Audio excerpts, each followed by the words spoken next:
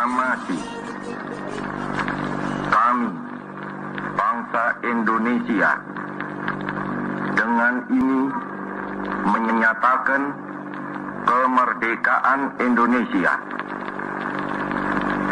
Hal-hal yang mengenai pemindahan kekuasaan dan lain-lain diselenggarakan dengan cara saksama dan dalam tempo yang sesingkat-singkatnya. Jakarta, 17 Agustus 1945, atas nama bangsa Indonesia, Soekarno-Hatta.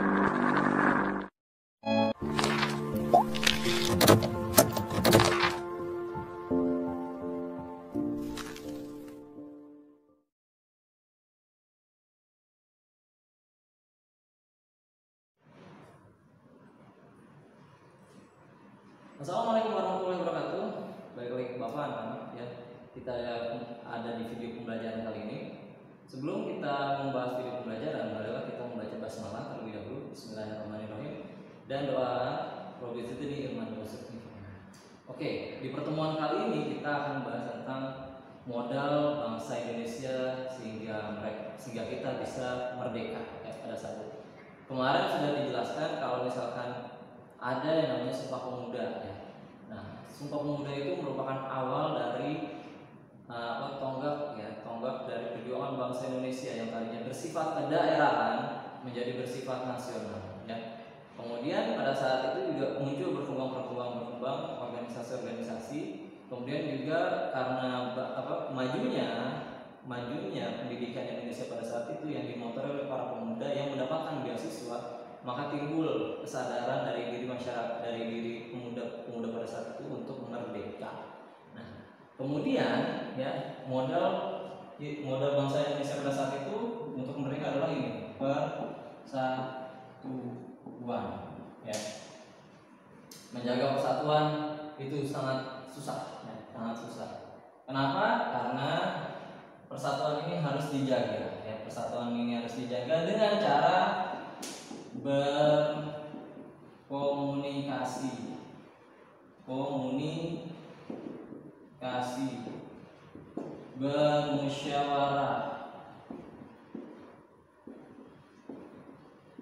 bermusyawarah, kemudian kebesaran hati. Berkomunikasi, bermusyawarah, dan kebesaran hati ini adalah contoh banyak dari banyak hal yang harus kita pupuk untuk menjaga persatuan Indonesia. Kita bisa mempelajarinya dari para pahlawan pada zaman dulu, ya, pada zaman dulu. Jadi ada beberapa peristiwa yang melatar belakangi sebelum dibacakannya proklamasi oleh Bung Karno pada saat itu. Jadi ada kesalahpahaman ya. Ada kesalahpahaman. Kalau adanya kesalahpahaman berarti kurangnya komunikasi ya. Berarti kalau ada terjadi kesalahpahaman berarti kurangnya bermusyawarah ya. Dan itu harus memerlukan kebesaran hati untuk menerima ya. Nah, di sini ada yang terjadi adalah adanya ketegangan antara golongan muda dan golongan tua ya di sini ya. Peristiwa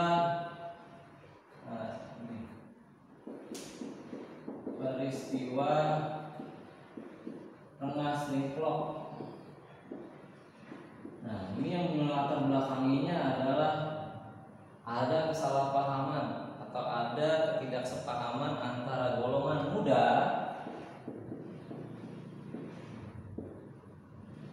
dan golongan tua. Maksudnya siapa nih golongan muda dan golongan tua? Ya. Golongan muda pada saat itu adalah seperti Sukarni ya. Sukarni, kemudian ada juga Said Melik. Nah, mereka ini adalah salah satu contoh dari golongan-golongan muda ya. Di antara pahlawan-pahlawan Indonesia mereka adalah termasuk golongan muda. Kemudian ada golongan tua. Golongan tua siapa? Bung Karno dan Bung Hatta. Ya, Sultan Syahrir juga. Nah, ada kesalahpahaman dari mereka. Golongan muda ya sebagaimana karakter anak-anak muda ya. Itu pengen tuh pokoknya semuanya itu segalanya dilakukan secara secepat-cepatnya dan secara seefektif-efektifnya. Karena pada saat itu Indonesia setelah Jepang dijatuhkan bom ya di wilayah Hiroshima dan Nagasaki, maka pada saat itu Indonesia masih dalam keadaan status quo, artinya nggak ada sama sekali yang punya Indonesia gitu. Sedangkan di Indonesia belum ada pemerintahan. Golongan muda berpikir, wah kita harus cepat-cepat nih, kita harus cepat-cepat memproklamirkan kemerdekaan. Kalau enggak nanti ada penjajah lagi yang datang untuk menjajah. Nah, itu kata golongan muda. Golongan tua nggak sependapat dengan golongan tua tidak sependapat dengan golongan muda. Ya. Jadi kalau kata golongan muda, udah santai, tenang, insya Allah bisa kok, insya Allah bisa. Ini akan kita handle secara baik, gitu. Kita akan urusi ini, kita akan tangani ini secara baik, kata golongan tua. Sedangkan golongan muda nggak mau, cepetan pokoknya, dia harus bikin cepetan sekarang juga. Akhirnya terjadi kesalahpahaman di situ sehingga golongan muda akhirnya memutuskan untuk menculik, ya. Golongan muda menculik Bung Karno. Menculik Bung Karno. Menculik ini adalah kata-kata yang digunakan oleh golongan tua, ya. Sedangkan kalau kata golongan muda, enggak, kami hanya mengamankan Bung Karno dari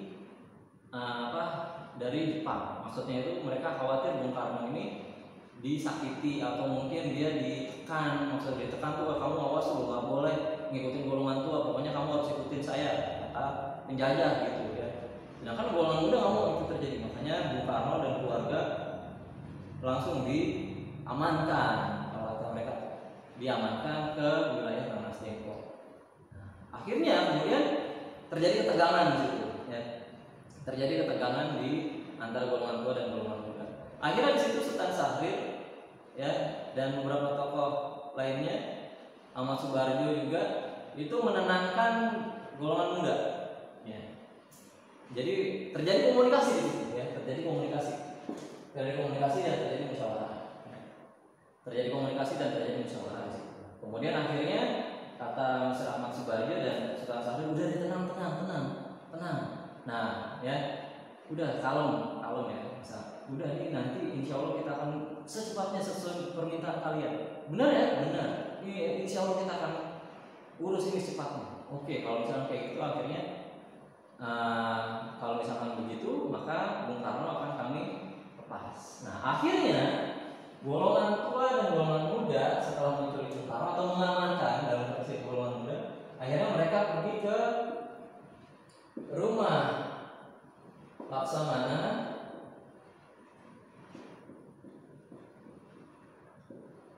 Tadashi Maeda. Wah, ini kok namanya bukan nama Indonesia? Iya betul.